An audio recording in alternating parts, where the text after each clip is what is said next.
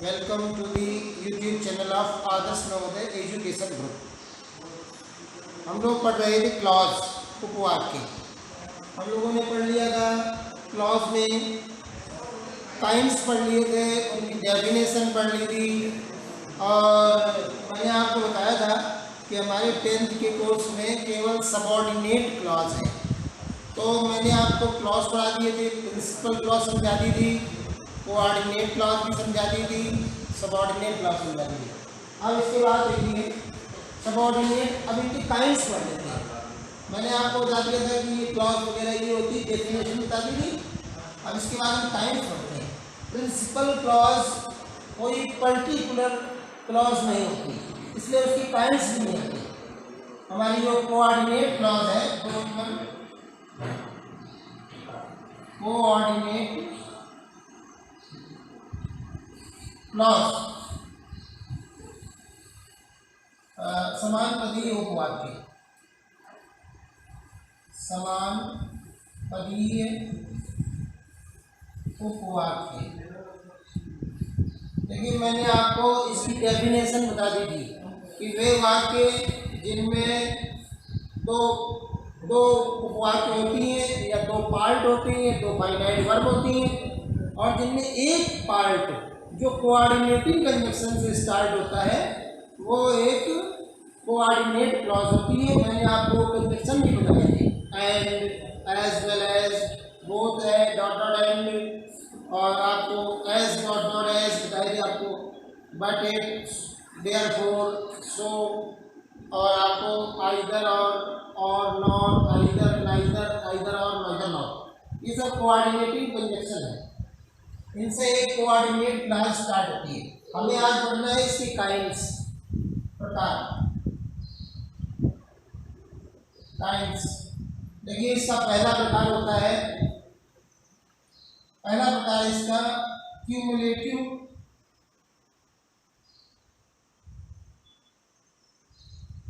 Using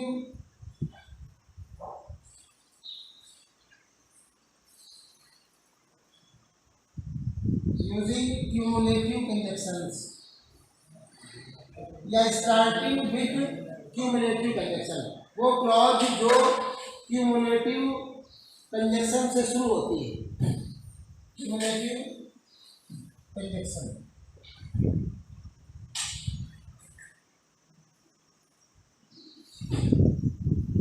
वो clause जो cumulative conjunction का प्रयोग करके बनाई जाती है वो एक कोऑर्डिनेट क्लॉज होती है।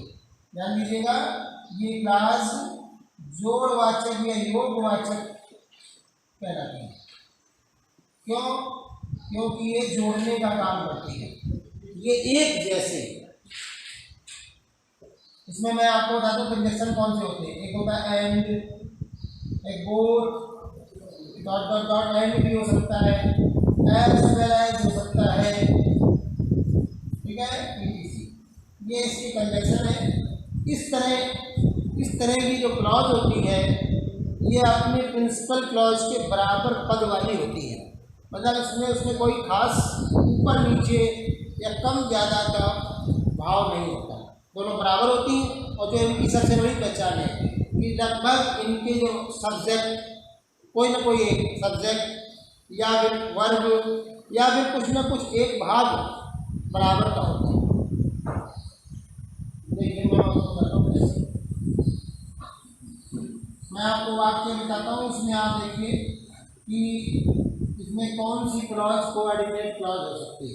वैसे तो बहुत सरल है इसे पहचानना कि जहाँ एंड से, जो एंड से शुरू हो, जहाँ से जो हिस्सा एंड से शुरू हो, या बोथ डॉट डॉट एंड से शुरू हो, या एज वेल एज से शुरू हो, तो आप समझ जाइएगा कि ये एक कोऑर्डिनेट क्लॉज है और क्यूमुलेटिव कंजक्शंस के द्वारा शुरू हो रही है, स्टार्ट हो रही है। देखते हैं,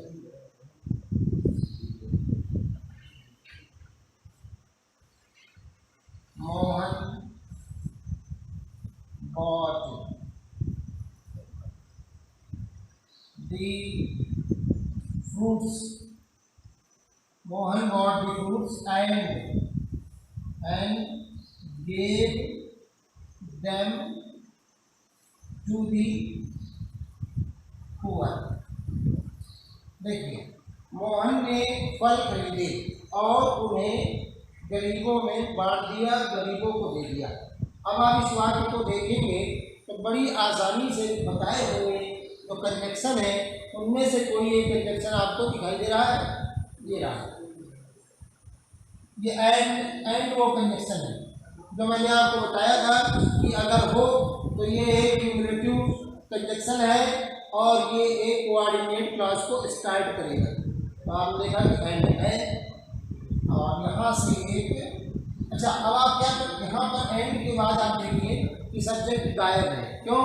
क्योंकि जैसा कि मैंने आपको बताया था कि दो वाक्यों में कम से कम कोई एक चीज़ समान होगी, या तो वो सब्जेक्ट होगा या वो वर्ब होगी या वो अदर कॉम्प्लीमेंट या ऑब्जेक्ट में से भी कुछ हो सकता है, तो इक्वल होगा।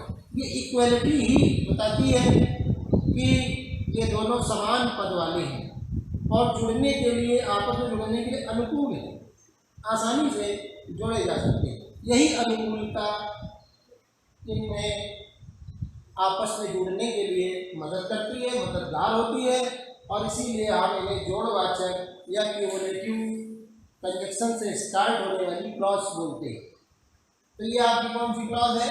एक कोऑर्डिनेट क्लॉज जो एंड्स जुड़ रही। आप यहाँ पर है ही लिखा हुआ पानी लिखा हुआ है, केवल वो इनविजिबल है, अदृश्य है, दिख नहीं रहा। जान लीजिए ये कोऑर्डिनेट क्लॉज हुई। कौन सी कोऑर्डिनेट क्लॉज? जो क्यूमुलेटिव कंजक्शन से स्टार्ट हो रही है। Coordinate clause starting with cumulative conjunction.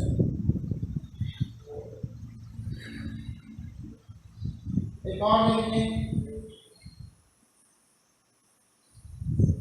Mohan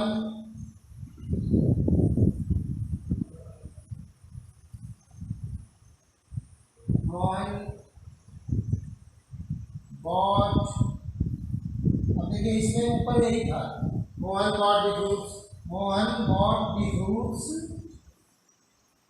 अब इस बार इसमें अंदर देखिएगा, हम इसमें इस बार लगा रहे हैं as well as. As well as का मतलब होता है भी, एंड का मतलब और, एज वेल एज का मतलब होता है भी। तो Mohan bought the fruits as well as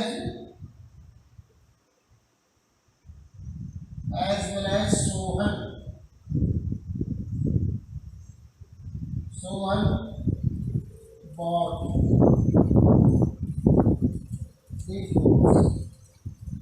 अब आपको मैंने पहले भी एक बात बताई थी कि ये जुड़ने के लिए अनुकूल होते हैं। मैं हर बार ये कह रहा हूँ कि जुड़ने के लिए अनुकूल होते हैं। अनुकूल होते कैसे, कैसे पता चलेगा कि अनुकूल है या प्रतिकूल है? प्रतिकूल में उल्टा सिस्टम रहता है।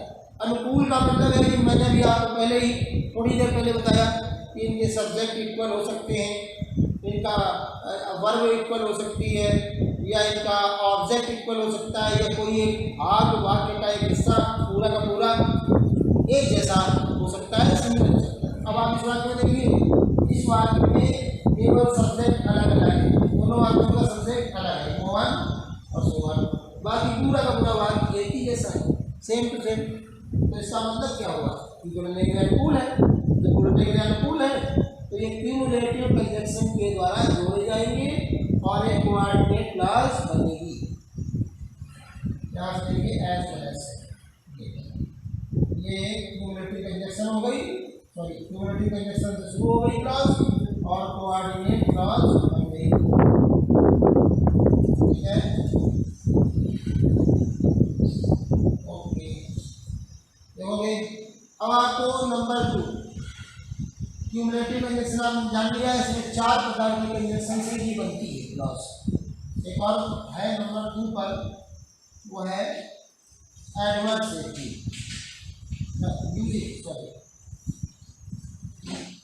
हम कोऑर्डिनेट क्लॉज बनाएंगे using adversative conjunction. Adversative conjunction, adversative conjunction क्या होते हैं? विरोध को दर्शाने वाले, विपरीत भाव को दर्शाने वाले। विरोधवाचक, विरोधवाचक कर सकते हैं। विरोधवाचक में आपकी ज़्यादा नहीं है, एक है बट, एक है एट, इल्स भी है,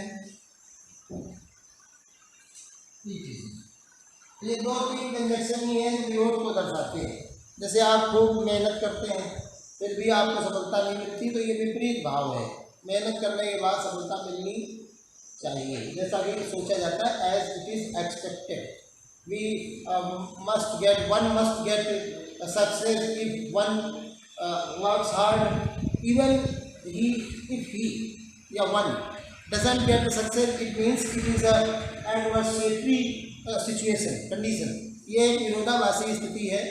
तो ऐसी स्थिति होगी जैसे कोई कार्य होता है और उस कार्य के अनुकूल परिणाम नहीं निकलता, उसके प्रतिकूल उल्टा विपरीत परिणाम निकलता है, और बट एट या इन से वो क्लॉज शुरू होती है। इसका मतलब क्या है कि वो एक कोऑर्डिनेट क्लॉज है और एडवर्सेटिव कंजक्शन से स्टार्ट हो रही है। ध्यान दीजिए,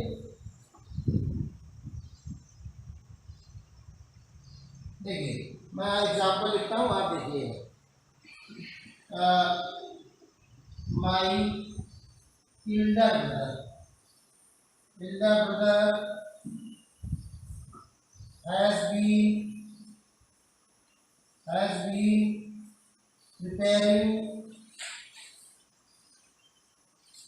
preparing for 5 years। मेरे बड़े भाई साहब 5 वर्षों से तैयारी कर रहे हैं। अब 5 वर्षों से तैयारी करने के कारण ऐसा स्वाभाविक है कि उन्हें सफलता मिलनी चाहिए, लेकिन फिर भी नहीं मिल रही है। तो इसका मतलब क्या है, तो भी नहीं मिल रही है, अभी सफलता नहीं मिली है। ये एक यूजुअल, जैसा कि एक्सपेक्ट किया जाता है, जैसे कि उम्मीद की जाती है, उससे थोड़ा हट करके है ये स्थिति। इसलिए फिर यहाँ पर विरोधाभासी है, यहाँ पर कंजक्शन आएगा विरोधाभासी, बट इल्स में से कोई एक आ सकता है और ये क्लॉज बनेगी कोऑर्डिनेट क्लॉज।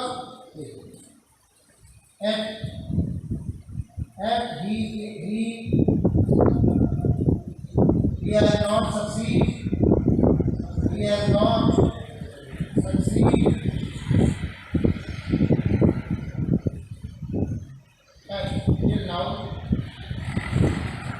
till now अभी तक उन्हें सफलता नहीं मिली है, मतलब एट यहाँ से ये कोऑर्डिनेट क्लॉज है और ये दिखा रही है विरोधाभास।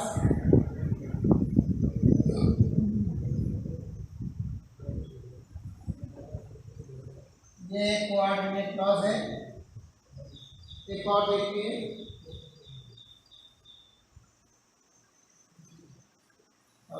देखिए कि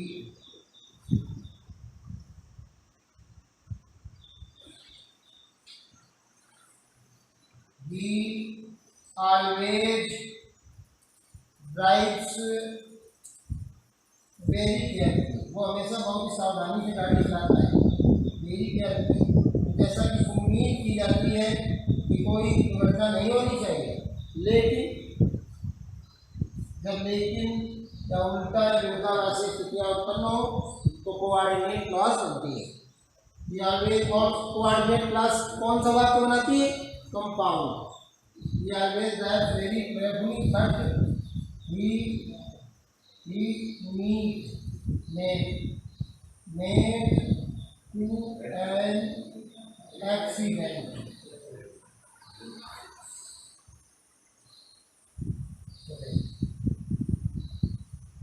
Today morning, आज सुबह। अब आप यहाँ देखिए जो बट है, यहाँ से विरोध को दर्शाने वाली कोऑर्डिनेट क्लॉज है, adversative coordinative clause, adversative coordinate clause.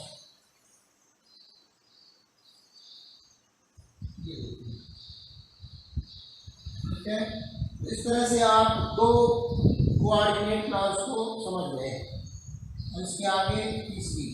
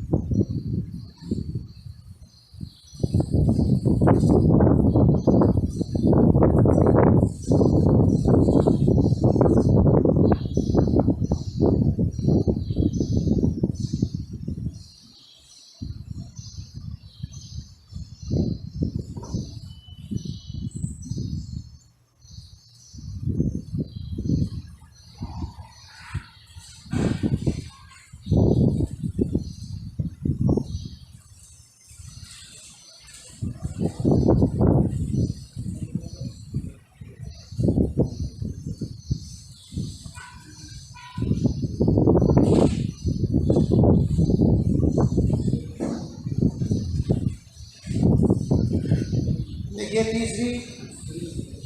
तीसरी कोऑर्डिनेट क्लास कौन सी है? अल्टरनेटिव। अल्टरनेटिव का मतलब क्या होता है? वह क्लास जो विकल्प उपलब्ध कराती है, हमें चुनने का मौका देती है।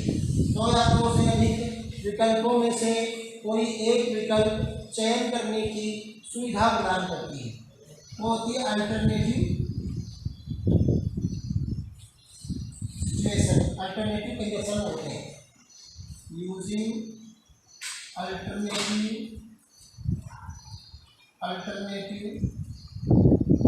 कंडीशंस।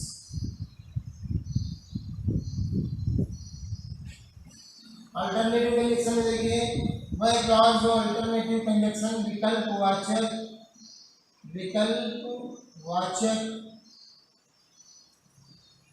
अवस्था प्रस्तुत करती है, which presents a condition in which we can choose between two or among more than two given options.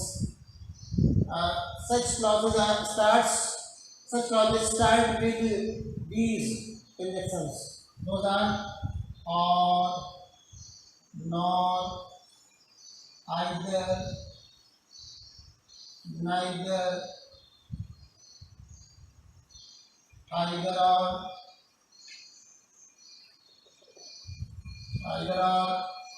and neither nor, etc. ठीक है,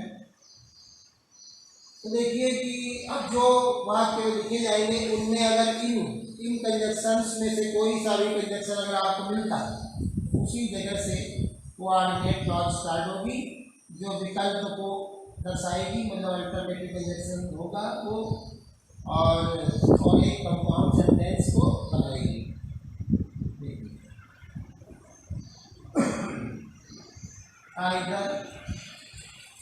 either Mohan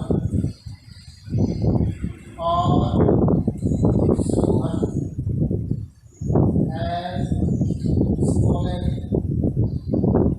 my purse.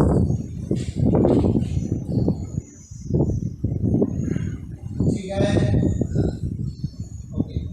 असल में ये वाक्य आपको ऐसा लग रहा होगा कि इसमें सिंगल फाइनाइट वर्ड है, तो ये एक सिंपल सेंटेंस है, लेकिन ऐसा है नहीं। इसमें क्या है कि मोहन ने पर्स चुराया, ठीक है, या फिर सोहन ने पर्स चुराया, दोनों में से किसी एक ने पर्स चुराया। तो देखिए आप यहाँ पर विकल्प की स्थिति है, दो में से किसी एक ने काम को किया, तो दो या दो से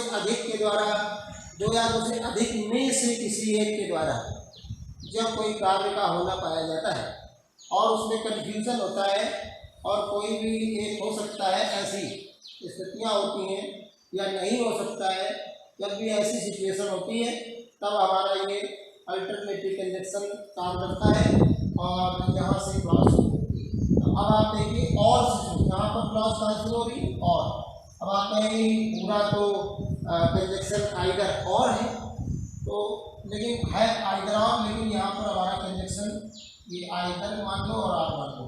यहाँ से जो हमारी क्लॉज बन रही है यहाँ से और सोन है सोन बाई बस, ये एक अल्टरनेशन या विकल्पों को दर्शाने वाली, अल्टरनेटिव शो करने वाली क्लॉज है, कोऑर्डिनेट क्लॉज है। तो ये अल्टरनेटिव कोऑर्डिनेट क्लॉज कहलाएगी, alternative coordinate clause, coordinate clause. और देखिए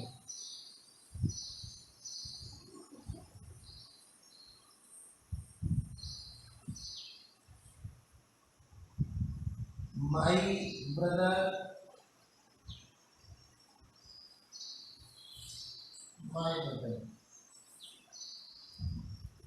या इस वक्त तो बहुत इंपरेटिव मिल जाते हैं,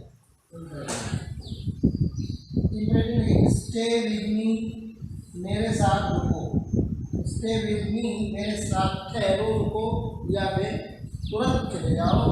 दोनों स्थितियाँ अलग हैं और दोनों में से कोई एक ही हो सकता है, स्टे विद मी और आपको अवे एट वंस। आप देखिए मेरे साथ रुको एक स्थिति है, या चले जाओ तुरंत ये दूसरी स्थिति है। यहाँ पर ये और है, और ये क्लॉज को शुरू करता है, अल्टरनेटिव कोऑर्डिनेट क्लॉज को शुरू करता है, अल्टरनेटिव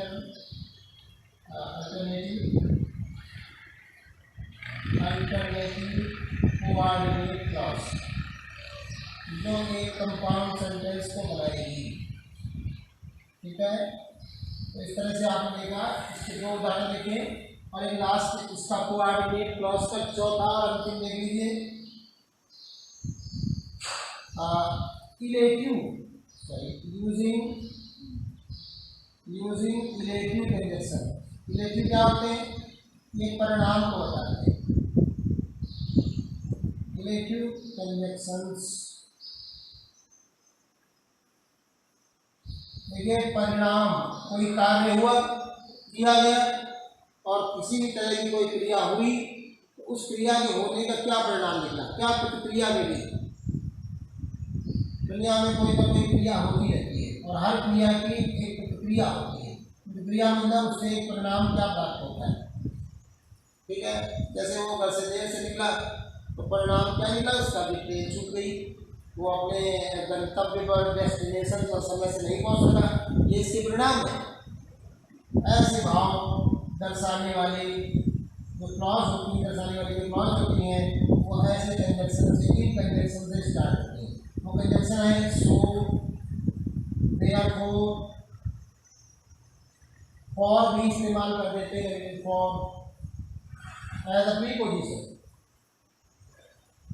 और एक प्रीपोजिशन है, but it is used as a conjunction in such a sentences when it is showing result. Hence भी हो जाती है माइनर सेंस में, वाइडर सेंस में नहीं। तो अब आप देखिए इन कंजक्शन से स्टार्ट होने वाली कोऑर्डिनेट क्लॉज को,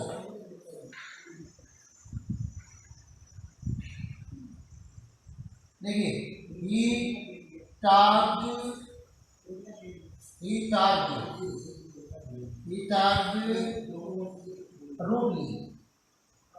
rudely with his father।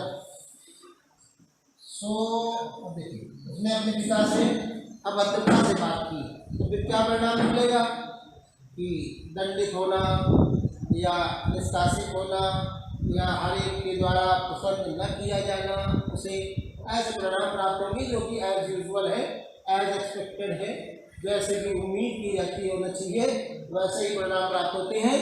तो ये आता है ये, और अगर वैसे नहीं होंगे, उल्टा सुल्टा हो जाए, विरोध दर्शाने के लिए ऐसा कैसे हो गया, तो वो आपके कौन से में जाएंगे, एडवर्सेटिव में।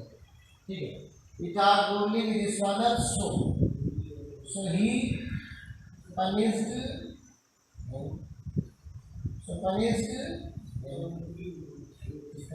अब आप देखिए सो, ये सो आ गया ना, यहाँ से एक ऐसी, ये यहाँ से इलेटिव कोऑर्डिनेट क्लॉज है, इलेटिव कोऑर्डिनेट क्लॉज है।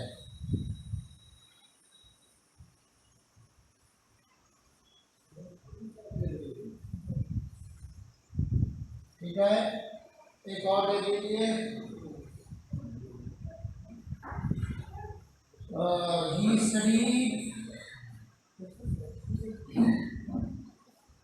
he studied hard, उसने कठोर मेहनत से पढ़ाई की, देयरफॉर उसका परिणाम उम्मीद के अनुसार क्या निकला, he stood फर्स्ट, वो प्रथम आया, ये होगा इसका परिणाम। तो ये देयरफॉर से जो है रिलेटिव कोऑर्डिनेट क्लॉज, इस तरह से आपने देखा ये जो कोऑर्डिनेटिंग क्लॉज हैं ये चार ही हैं, और अगर ये चार चीज़ें शो करने वाली कोई क्लॉज है तो वो एक कोऑर्डिनेट क्लॉज है। और इन चारों के अलावा अगर कोई भाव दर्शाती है, जैसे आप कोई कारण दिखाने लगे, ये कोऑर्डिनेटिंग क्लॉज कारण नहीं दिखाती, तो इसका मतलब कि वो क्लॉज कोऑर्डिनेट नहीं है, तो कोई दूसरी क्लॉज है। तो ये चार चीज़ें आप इसको याद करिए, समझिए, और इन्हीं के बीच में अगर कोई बात रहती है तो वो एक कोऑर्डिनेट क्लॉज होगी जो कंपाउंड सेंटेंस को बनाएगी। Thanks a lot for today.